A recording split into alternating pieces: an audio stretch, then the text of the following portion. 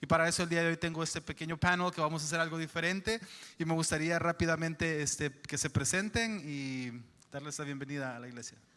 Mi nombre es Pastor Amparo, soy de Canadá, tengo aquí 20 años, no es cierto, soy de Sinaloa, hermanos, y estoy aquí lista para hablar de las emociones.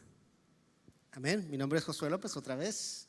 Estoy muy contento de estar aquí con ustedes.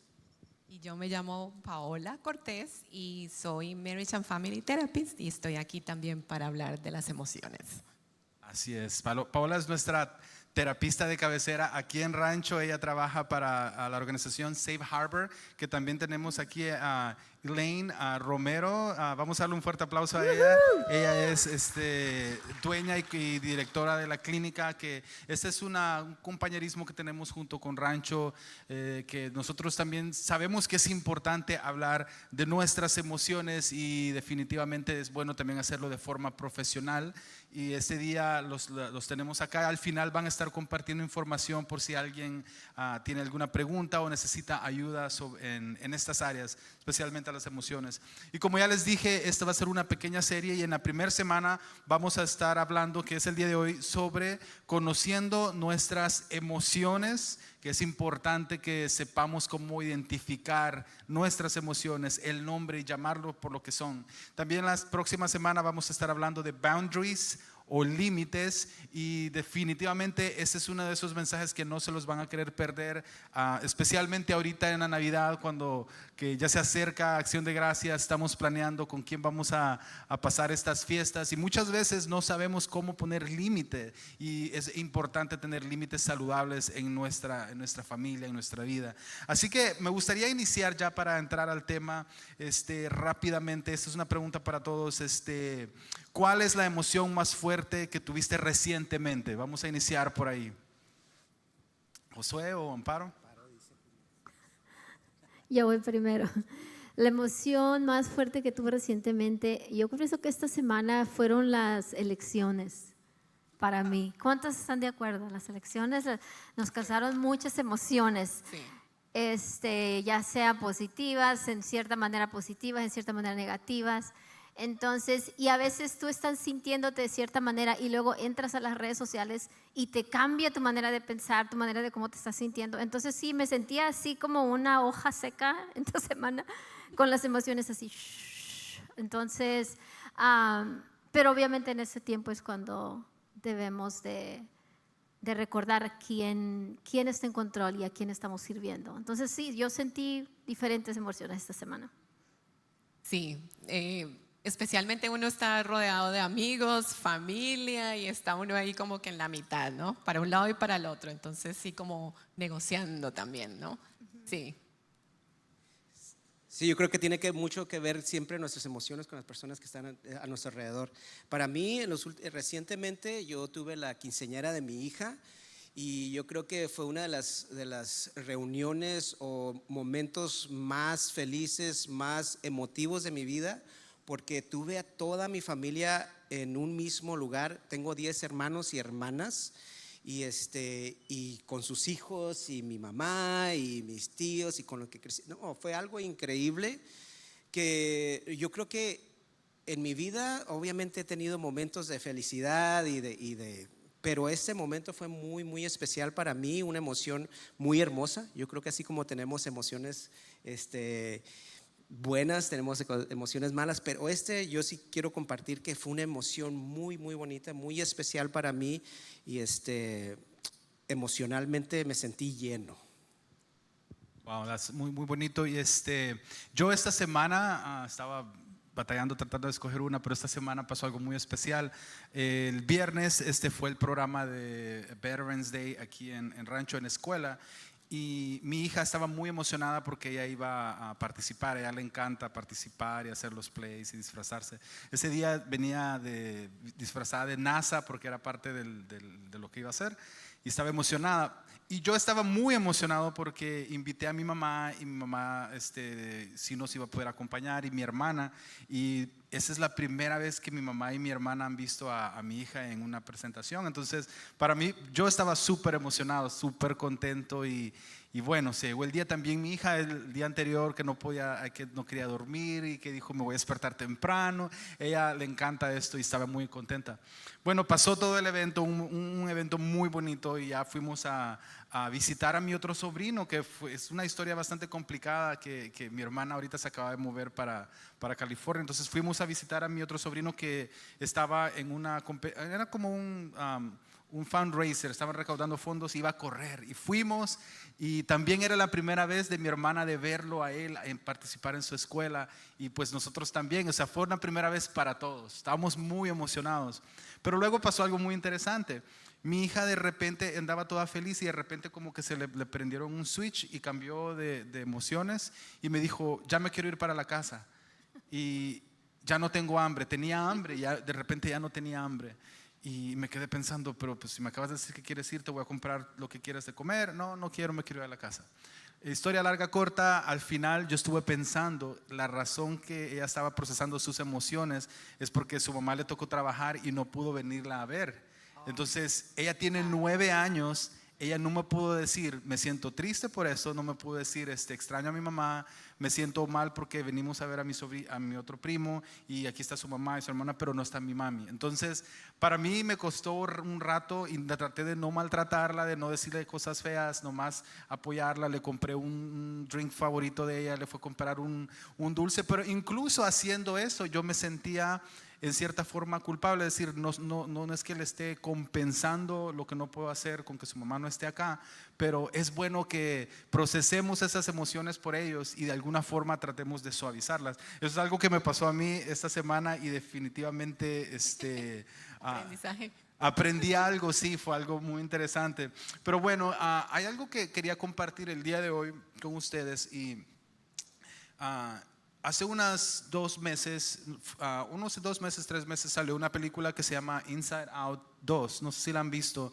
Es una película muy famosa, Inside Out 2. No sé cómo se llama en español, definitivamente no es la traducción normal, pero es una película que la primera versión estuvo bonita, pero esta segunda, o sea, fue, aquí está la imagen.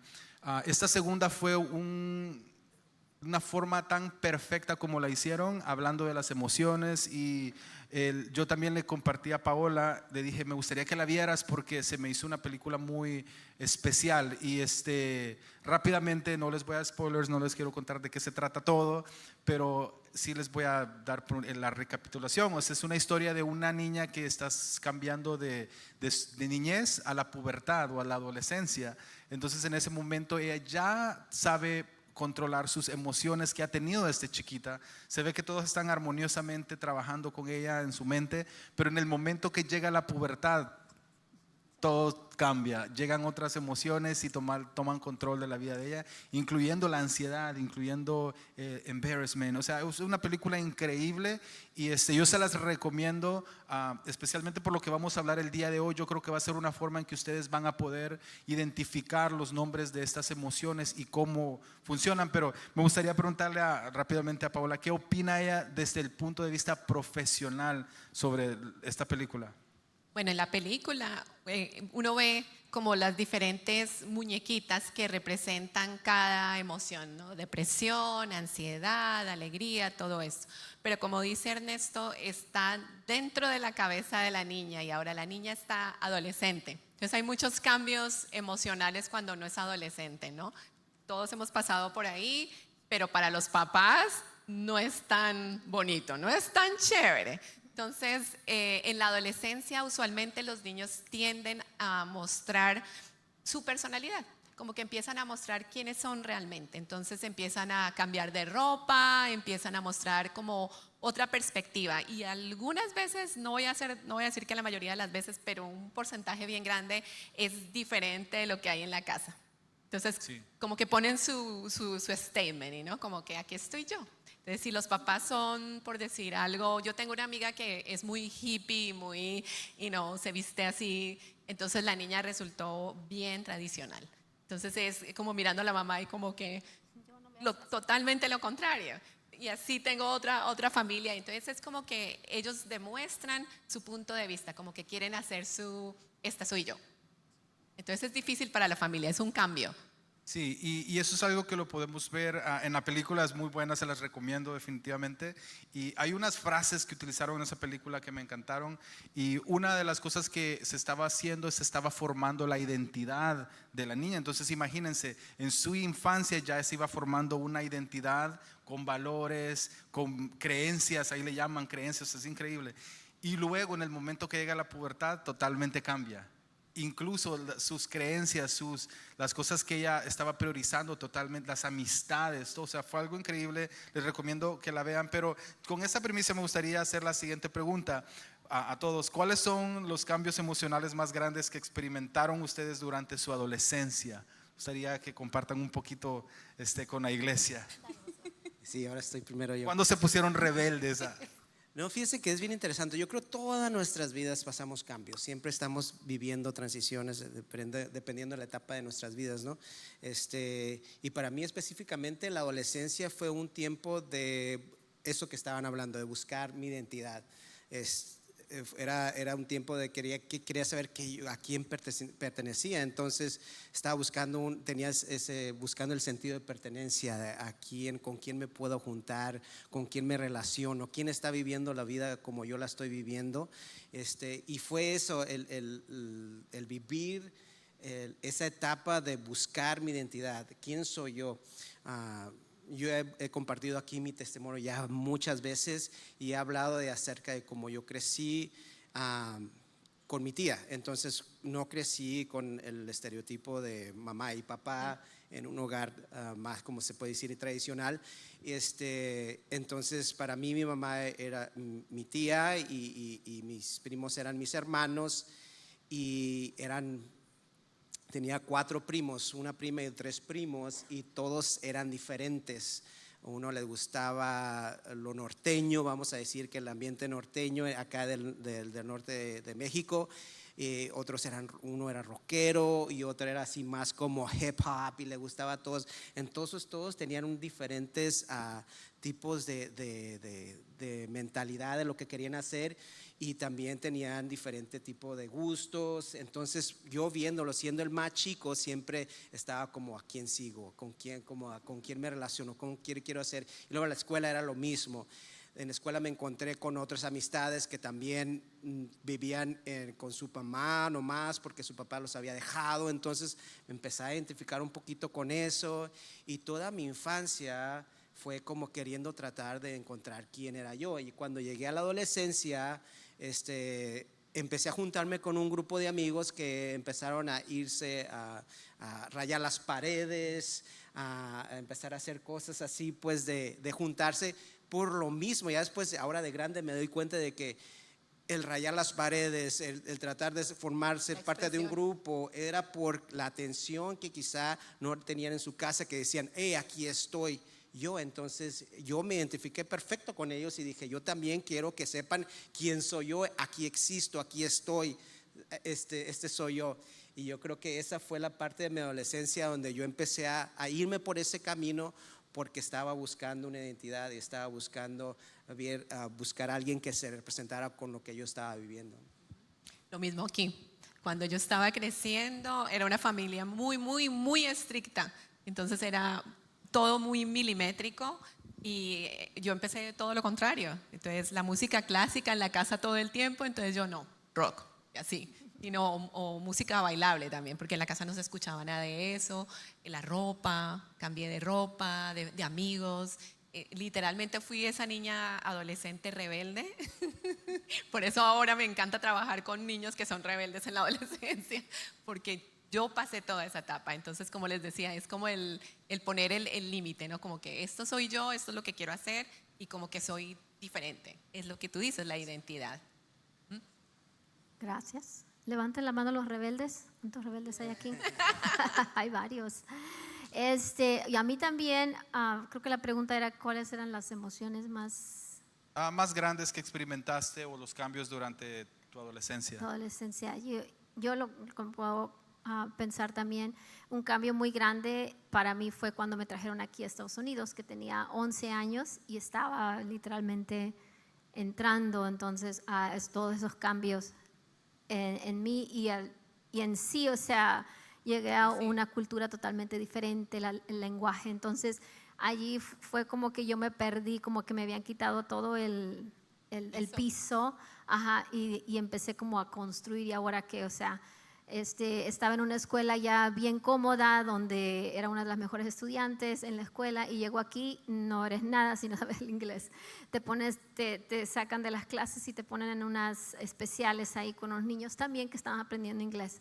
Entonces, en la iglesia igual todos los niños hablaban inglés, entonces me echaban así como el fuchi porque no sabía inglés. Entonces yo sentía coraje, yo sentía tristeza, sentía de todo, confusión, porque estaba muy emocionada de venir a este país, porque por todo lo que escuchas allá en los pueblos, pero al llegar pues no era nada de lo que yo me imaginaba. Entonces fue algo que pues tengo ciertas fotos en mi, como se dice, o momentos donde fueron en la escuela, en la iglesia, donde fueron muy tremendos. Y obviamente con el tiempo te acoplas y empiezas a entender las cosas, pero fue algo difícil y un poco pues traumante a la misma vez.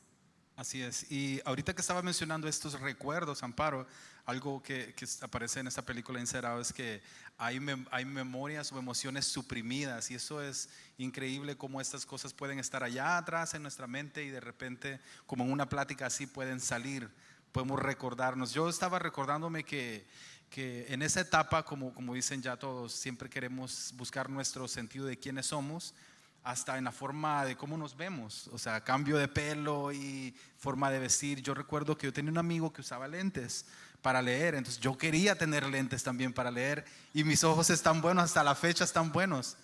Pero lo interesante es que yo, no es que mentí, pero les dije a mis abuelos, ¿saben qué? Cuando leo se me ponen llorosos los ojos y me da sueño, que era cierto, pero no era problema de los ojos, yo lo que quería era lentes. Entonces, Todavía te da sueño. todavía me da sueño, ajá.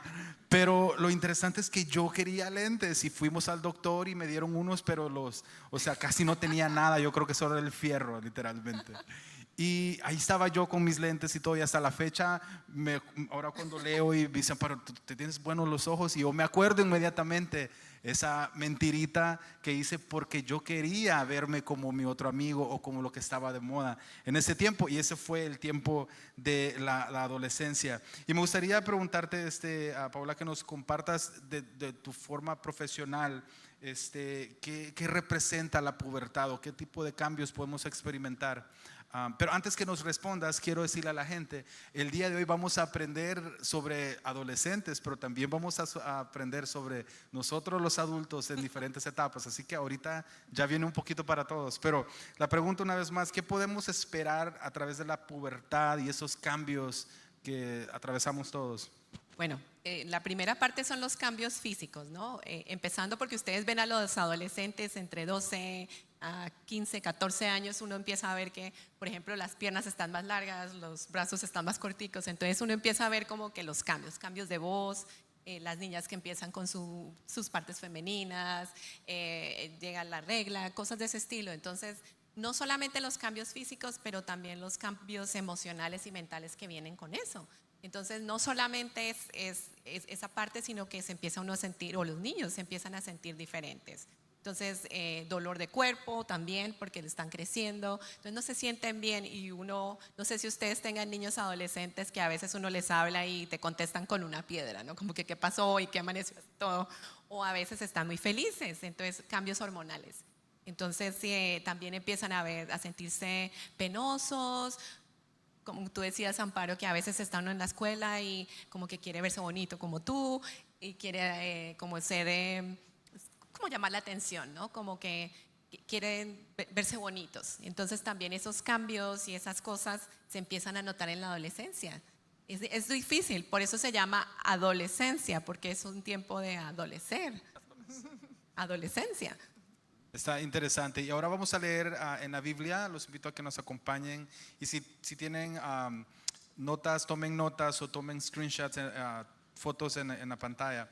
Lucas 2 del 42 al 50, y este es un momento en el que Jesús se pierde en el templo, y dice la palabra de Dios, cuando cumplió 12 años, escuchen la edad, 12 años, Fueron allá según era la costumbre, o sea, a Jerusalén. Terminada la fiesta, emprendieron el viaje de regreso, pero el niño Jesús se había quedado en Jerusalén, sin que sus padres se dieran cuenta.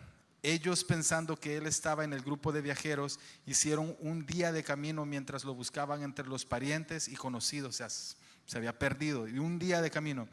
45 dice: al no encontrarlo, volvieron a Jerusalén en busca de él. Al cabo de 3 días lo encontraron en el templo, sentado entre los maestros, escuchándolos y haciendo preguntas, y todos los que lo oían se asombraban de su inteligencia y de sus respuestas.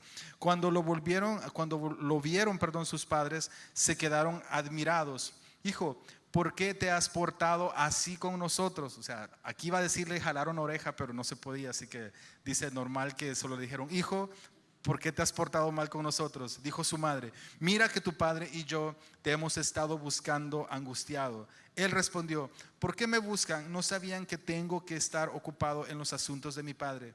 Pero ellos no entendieron lo que decía. A ver, Paula, ¿qué opinas tú sobre esa edad y este pasaje? Justamente lo que estamos diciendo, ¿no? Tenía más o menos 12, 13 años y se le desapareció a la mamá.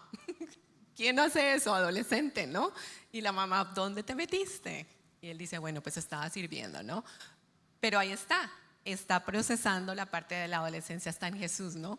Entonces es una parte que es importante y que tenemos que ver, y sobre todo yo le recomiendo mucho a los padres de familia cuando vienen a sesión, cuando tienen sus niños, ¿no? Siempre es: arréglamelo porque está mal, pero resulta que es toda la familia, ¿no? Entonces, ¿cómo comparamos? ¿Cómo hacemos la negociación? ¿Cómo entendemos qué es lo que está pasando con este niño o niña? ¿Por qué se está portando de esta manera, ¿no? ¿Por qué no te está escuchando? Entonces, siempre es muy importante para los papás, siempre les digo: paciencia, mucha paciencia para tratar con ellos, porque como veníamos diciendo, tratan de exponer, como de poner quiénes son. Como que esta es mi personalidad, esto es lo que quiero hacer, estoy empezando y quiero darte a conocer, papá, cómo soy yo o cómo soy yo, mamá. Entonces es como que lo hacen premeditadamente, pero es una manera también de crear su propia personalidad. Sabes que ahorita que estabas mencionando eso, a mí se me hace muy interesante porque yo tengo 2 adolescentes, una ya está por cumplir 20 años, pero la otra tiene 15. Está pasando bastantes cambios y nos hemos notado de que la manera de que se comunica. Y yo me quedo impresionado porque, por ejemplo, con mi esposa, ella tiene una comunicación increíble, se hablan de todo. En veces yo me quedo: ¿qué está pasando? Pero ella ya sabe lo que está pasando. Y a mí dice: es que esto y lo otro, lo que está pasando con ella. En veces también tiene comunicación conmigo, pero no se compara con la comunicación que tiene con su mamá. Y muchas veces yo siento que como padres, cuando nuestros hijos pasan ciertos cambios y nunca hemos implementado una comunicación con ellos, después nos sorprendemos por qué suceden los cambios y no tenemos ni idea de lo que está pasando en sus vidas. Pero yo creo que es importante de que si ellos están ya en comunicación de antemano, ya han construido básicamente una relación de comunicación con los papás, cuando pasan esos cambios, la comunicación va a ser más fluida, vamos a decir, ¿no? Cuando miran, y ya no les va a sorprender los cambios que están pasando. A mí me sorprenden un poquito, pero también tengo comunicación con mis hijas y ellas me dicen ciertas cosas, pero cuando no entiendo, ya sé con quién ir. Hey, ¿qué está pasando aquí? Es que esto y lo otro, y todo está bien. Ok, estamos en paz. Eso que dices es súper importante porque también desarrollan su propia comunicación con palabras. Entonces yo le digo mucho a los papás: siempre estén pendientes de lo que está de moda, ¿no? ¿Cuál es lo que en la escuela están diciendo? ¿Cuál es la jerga? ¿Cuál es la música? ¿Cuáles son las cosas para poder interactuar con ellos? A veces en terapia también yo tengo adolescentes y para poder interactuar con ellos, a ver, escuchemos esta canción. ¿Qué es lo que explica? Enséñame, ¿no? Pues para que uno tenga como esa abertura. Porque si uno va muy directo y muy como, por decir algo muy serio, como que los niños salen corriendo y como que no quiero hablar contigo. Entonces, sí, entonces una manera de comunicarse con ellos es como a través de las cosas que les gustan. Entonces siempre con los papás, siempre les digo, una manera muy certera es a través de la música, vamos a ver una película, ¿qué piensas a través de la película? Y a través de esas preguntas ustedes pueden conocer qué está pensando el niño o la niña. Muy bien. Regresando al verso que leyó Pastor Ernesto, creo que allí este verso nos deja mucho de qué pensar, porque cuando pensamos en Jesús, pensamos que Él es perfecto, Él no podía haber sido rebelde, o sea, ¿cómo es que Él iba a levantar la voz a María? O sea, si es o sea, María, la madre de Jesús. Entonces pensamos en estas figuras y a mí, en personal, se me hace como, o sea, no creo que Él hizo esto para lastimar a María, o etcétera, etcétera. Pero regresando a que Él era humano, aunque la Biblia no dice ahí, no sabemos exactamente si Él, ¿cómo se dice? Le levantó la voz alguna vez, pero como ser humano, porque la Biblia dice que Él era humano, sí pasó por todos estos cambios. Y sí sintió lo que los adolescentes sienten. Y sí sintió coraje, y sí sintió, o sea, todo. Entonces, esto nos cambia un poco la perspectiva de que, aunque Jesús, el que escribió esto, no nos está diciendo, o sea, porque obviamente tenía un propósito Jesús, pero de que lo sintió, las emociones las sintió. Así es, y si vamos todavía aún a leer esos detalles en este pasaje, lo que estaba haciendo Jesús cuando le encuentran, dice, estaba atendiendo los asuntos de mi Padre. Pero también algo que me llamó la atención, que Paula estaba diciendo, que en todas estas terapias o conversaciones no solo es el niño, sino que es la familia. Entonces aquí hay algo muy interesante que dice, mira que tu padre y yo te hemos estado buscando angustiados, les dice. O sea, el papá y la mamá de Jesús angustiados buscando a su hijo de 12 años. Pero la otra cosa, él estaba de alguna forma trabajando en su identidad. Dice que él estaba allá en el templo platicando con maestros, haciéndole preguntas. Todos estaban asombrados. O sea, era parte de su identidad que él estaba desarrollando, aunque tal vez lo que él hizo, y tal vez no les pidió permiso, tal vez no estuvo bien, tal vez estuvo así como, imagínense que tu hijo se te desaparece y dice, ¿dónde estabas? O estaba allá en la librería, pero pues totalmente tú ni sabías dónde estaba, te vas a preocupar. Ahora, eso es uno. La otra es, si nos ponemos en los zapatos de su papá y su mamá, dice que ellos estaban angustiados. Y lo otro es, imagínate, le dice tu papá, le dice, y yo estábamos preocupados. Y luego él dice, sí, pero yo estaba en los asuntos de mi papá.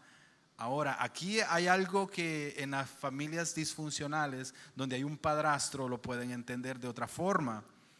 Porque José estaba escuchando, él está en las cosas de su padre. Obviamente él sabía que Jesús es hijo de Dios, que él era su padre terrenal, por eso es José, que no era su hijo. Y en ese momento Jesús estaba buscando conocer más de su verdadero padre. Imagínense, eso es algo que para muchos pueden crear triggers, porque no sé cómo ese tipo de conversaciones se dan en una terapia donde padrastro hablando de su papá, mamá y todo eso. Imagino que es algo muy sensitivo, y esto estaba sucediendo a través de esto. Y bueno, para seguir avanzando, otra de las emociones que me gustaría que habláramos es sobre la ira. Y una vez más les voy a hacer esta pregunta: ¿algún momento que ustedes hayan procesado la ira de forma incorrecta? Acuérdense que todas estas emociones están dentro de nuestra mente. Cada uno de nosotros tenemos esos monitos allá adentro controlándonos a través de estas emociones, y tienen una función, pero a veces lo procesamos de forma incorrecta. Así que me gustaría preguntarles si alguno de ustedes alguna vez ha procesado la ira de una forma que ustedes consideran que no es correcta. Sí, la he procesado incorrectamente muchas veces. Soy culpable. Y una de ellas es obviamente porque mi hija ya está pasando esos cambios y siento que está entrando ya a la adolescencia, y de repente, o sea, literalmente es como la película de Sara, como que se levantó y me mira así como, ¿quién eres? O sea, ¿por qué me hablas así? Por todo le molesta. Entonces como que yo de repente reacciono y le levanto la voz y cosas así. Entonces tengo que tener paciencia, como dijo Paula, paciencia, y entender de que ella está pasando por ese proceso. Entonces sí, he tenido muchos momentos donde la he procesado equivocadamente. Entonces, ¿was that the question? Sí. Nunca, yo nunca. No, claro. No, obviamente, claro que sí, hemos tenido Yo he tenido varios momentos donde he sentido coraje, ¿no? He sentido disgusto. Si estás casado es obvio que vas a pasar por momentos de discusiones y momentos de desentendidos. No puedes llegar a quizá un entendimiento y quizá los ánimos se elevan y empiezas así. Yo regularmente soy al revés, ¿no? Cuando las cosas se ponen tensas, yo bajo mi actitud, mi temperamento, y mi esposa se eleva un poquito. Pero sí no puedo decir que no, sí ha habido momentos donde he perdido la cordura y también me he elevado y me ha airado.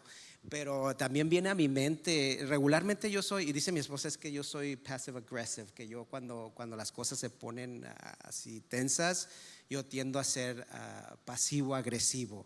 Cuando no te dejo de hablar, o me pongo frío, o hago actitudes así como para que veas que, ¿qué vamos a hacer esto? Para que tú veas que estoy molesto, voy a hacer estas cosas. No voy a mostrarlo de una manera que tú los veas así como enojado, pero voy a mostrarlos de otra manera. Dice mi esposa, yo no sé, yo no le creo, pero bueno, ella dice. Y entonces sí hay momentos donde sí he perdido la cordura y sí he sido agresivo. De hecho, me he sorprendido porque en este último año ha habido 2 ocasiones que he perdido básicamente mi paz. Mi paz, y han venido en forma con otras personas. Una persona que le estaba bloqueando yo la banqueta, pero no, yo quería pasar y le pegó a mi carro bien fuerte.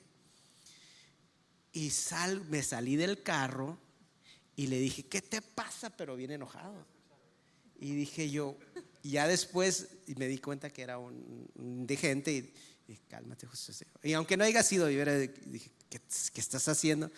Me metí en mi carro, respiré y dije, wow, todavía existe en mí esa persona que todavía se exalta, ¿no? Pero sí me ha tomado, y yo, así, pues que yo manejo mucho, entonces mucha gente en la carretera no saben manejar, no sé por qué, no saben y hace cosas indebidas. Entonces uno, pues, ¿qué hace, no? Regularmente yo sí soy como, ya a este punto la verdad que sí he sido así como que, pero ha habido puntos de que me reclaman a mí algo y yo digo, ¿qué? ¿Yo? ¿Qué te pasa? Entonces sí me exalto de vez en cuando, pero como soy un cristiano, oro y me relajo. Ahí, hablando del enojo, el enojo es algo que tenemos normal, ¿no? Es algo que viene de nuestras emociones. Es como el decir que nos sentimos que las cosas no están siendo justas. Es cuando uno como que empieza con el enojo. Ahí lo que tenemos que mirar es cómo es que sacamos ese enojo. Lo que tú dices, porque sí, o sea, no vamos a cambiar nuestra manera de pensar o las cosas que nos enojan, pero sí cómo reaccionamos a ellas. ¿Sí? Si estoy enojado contigo y te voy a gritar o te voy a tirar alguna cosa, o más bien espero a sentirme mejor y luego cuando ya me sienta mejor, entonces ya puedo hablar lo que siento. Que es lo que usualmente yo le recomiendo a mis clientes, es cuando en el manejo del enojo es retirarte si no lo puedes controlar en el momento y después te sientes mal porque dijiste algo que en su momento no era porque estabas enojado. Y a veces uno dice cosas cuando está enojado y uno se siente mal y uno dice, uy, no debería haber dicho eso. Entonces, siempre les digo, cuando uno está en ese momento de voy a explotar y ya no aguanto más, no puedo controlarme, mejor me retiro, toma un tiempo. Le puedes decir a la otra persona, te escucho, si es que puedes decirlo, y retirarte. Y cuando ya te sientes mejor, regresar y hablar las cosas. Entonces, por ejemplo, con la nena, como que tú ves que está de mal genio y como que amaneció mal, bueno, ya sabes que está cambiando, que es adolescencia, pues la dejo que se le calme un poquito y después llego y hablo con ella. En tu caso, que encontraste al Señor con el carro y todo eso, mirar, bueno, sí, ¿por qué me enojé tanto? ¿Cuáles son los triggers? ¿Cuáles son las cosas que me enojan tanto y por qué exploto de esta manera, ¿no? Hay millares de cosas. Puede ser que estoy estresado, que hay muchas cosas en la casa, que estoy cansado, qué sé yo, y esta es como la cherry on top, como que esto es lo que ya hizo que explotara. Entonces siempre mirar un poco el por qué estoy sintiéndome de esta manera, qué es lo que me molesta, y cuando uno tiene como esa idea ya uno puede empezar a mirar, sí, no necesito enojarme tanto, o sea, ¿qué gano enojándome de esa manera? Pero no significa que no nos enojemos, porque es una sensación que también es normal y pues que tenemos, ¿no? Es más bien cómo reaccionamos a las cosas. Así es, y me gustaría compartir rápidamente otro ejemplo de Jesús en el templo, llegando otra vez a la casa de su padre, como que ese era el trigger de Jesús, si nos ponemos a pensar. Marcos 11, 15, 17. Llegaron pues a Jerusalén. Jesús entró en el templo y comenzó a echar de ahí a los que compraban y vendían. Volcó las mesas de los que cambiaban dinero y los puestos de los que vendían palomas. Y no permitía que nadie atravesara el templo llevando mercancía. También les enseñaba con estas palabras: no está escrito, mi casa será llamada casa de oración para todos los pueblos, pero ustedes la han convertido en cueva de ladrones. Entonces, una vez más, aquí podemos ver a Jesús explotando, podríamos decir, quitándose el cinto y repartiendo en el templo, una vez más, ese celo. Entonces, como estabas diciendo, siempre es importante canalizar. Y en este momento aquí podemos decir que, pues, yo no sé si Jesús ahí canalizó o qué hizo, pero él explotó. Sí, explotó. Su canal fue ese, sacó su cinto y ¡pum! No es lo más saludable, pero en su momento le funcionó. Pero esas son las cosas que tenemos que aprender a controlar, ¿no? En su momento hubiera sido que Jesús hubiera dicho, ok, guys, esto no está bien, salgan, ¿no? Pero él no aguantó. ¿Y qué significa lo que dice Amparo? Pues era ser humano, ¿no? Y a veces hacemos esas cosas, pero hay que aprender a controlarnos. Sí, y algo que yo vi durante la película, como les digo, esa película es muy buena, es que en los momentos estos donde las emociones toman control del personaje en la película, y ya pues en este caso podemos aplicar a nosotros, habían cosas que tal vez eran valores centrales en nuestras vidas que totalmente desaparecen. O sea, como por ejemplo yo había aprendido de chiquito que no es bueno mentir, pero cuando yo quería mis lentes, yo le dije a mi abuelo que no podía ver, entonces para poder lograr algo nuevo.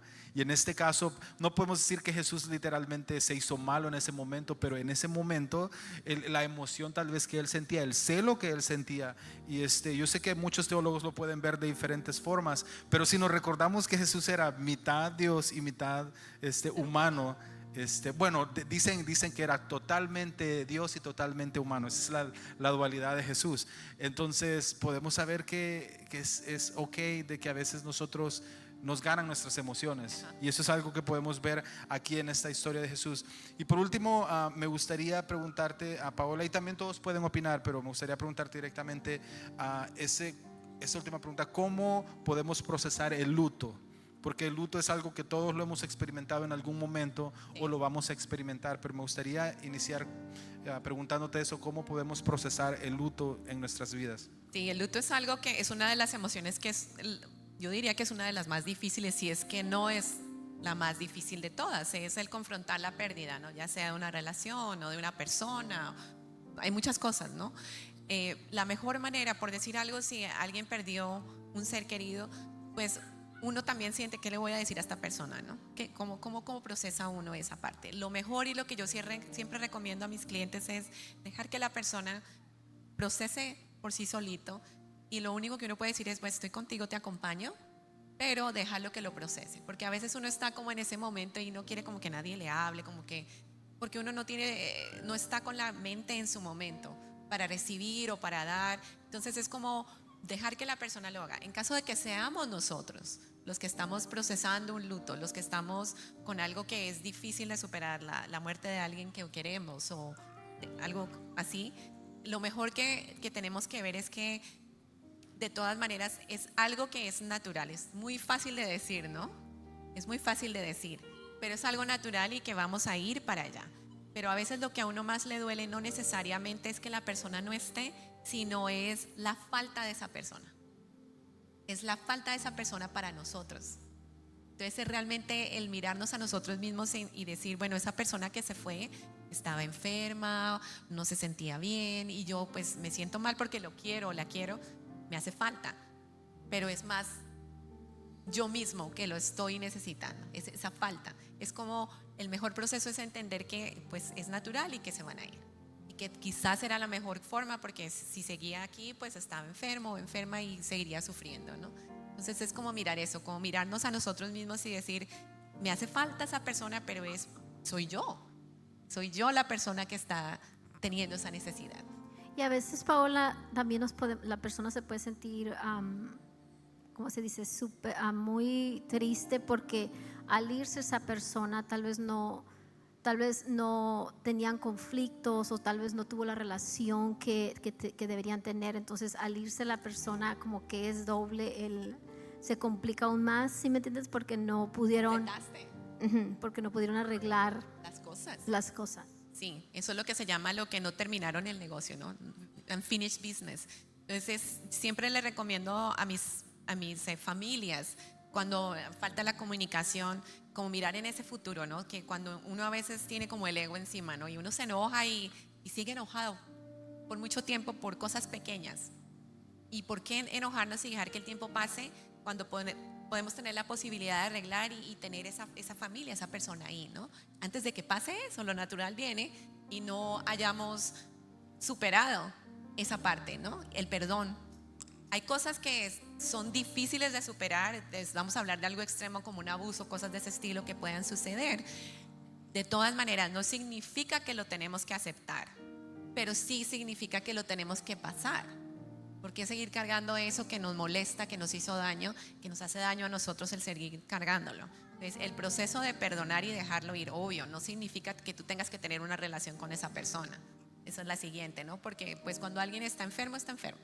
Y cuando alguien es peligroso, es peligroso.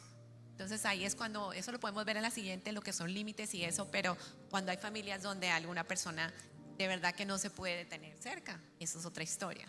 Pero sí dejarlo ir y como decir, ok, te perdono por lo que hayas hecho, cualquier cosa terrible que hayas hecho, quizás no pueda tener una relación contigo más, pero no sigo cargando con ese grudge, con ese enojo y lo dejo ir. Así es. Y por último voy a leer este pasaje. Estamos platicando sobre este tema y me recordé de uno de los versículos más cortos de la Biblia donde dice Jesús lloró. Juan 11:33 al 36 dice: al ver llorar a María y a los judíos que le habían acompañado, Jesús se turbó y se conmovió profundamente. Esa es la muerte de su amigo Lázaro, dice. ¿Dónde lo han puesto?, preguntó. Ven a verlo, Señor, le respondieron. Luego dice Jesús lloró. Imagínense, Jesús llegó a ese lugar donde ya habían pasado 3 días. Dice, miren cuánto lo quería, dijeron los judíos. Entonces, si nos ponemos a pensar rápidamente en ese pasaje donde el amigo de Jesucristo, un amigo cercano, falleció y él no pudo llegar inmediatamente. Una vez más, ahorita estamos hablando de las emociones. Sé que teológicamente hay muchas cosas que podemos aprender, pero si nos enfocamos en las emociones durante estos capítulos, nos vamos a dar cuenta de que Jesús se conmovió al llegar a esa ciudad, al ver que Marta se le acercó y que habían pasado 3 días y que cuando le dice, mira, si abrimos la tumba va a oler mal porque ya son varios días. Entonces la palabra de Dios dice que aquí Jesucristo expresó esa humanidad con lágrimas, y lágrimas de tristeza, porque dice que él se conmovió al saber que su amigo había muerto. Él sabía que lo iba a resucitar, sabía que todo lo que él le pidiera a Dios en ese momento se iba a hacer. Eso es lo que le dice Marta. De hecho, todo lo que tú le pidas a Dios lo hará. Entonces, pero regresando a las emociones, o sea, el hecho de ver a Jesús, aunque él tenía la capacidad para solucionar ese problema, aún así él se permitió llorar. Sí, eso es súper importante. Siempre le digo a mis clientes, si tienes lágrimas, sácalas, no te las guardes. No guarden lágrimas. Si quieren llorar, es natural, llóralo, déjalo salir. Los hombres tienen mucha dificultad en llorar, porque les han educado y les han dicho que si lloran son pocos hombres. Entonces eso es algo que tenemos también que cambiar, porque sí, somos todos seres humanos y el llorar no te quita hombría y al contrario te ayuda a procesar. En vez de tenerlo guardado y sacarlo de otra manera tomando alcohol o cosas de ese estilo, por lo menos lo procesas, lo lloras y lo mueves. Siempre tener como la oportunidad de procesar nuestras emociones, no salir corriendo de ellas y tenerles miedo, porque las tenemos. Eso es natural tener tristeza, es natural tener rabia, es natural sentirse alegre. Procesar todo es parte de nuestra naturaleza. Así es. Entonces, eso es algo que queríamos compartir de esta forma y les vamos a dar un fuerte aplauso ahorita a ellos por habernos acompañado.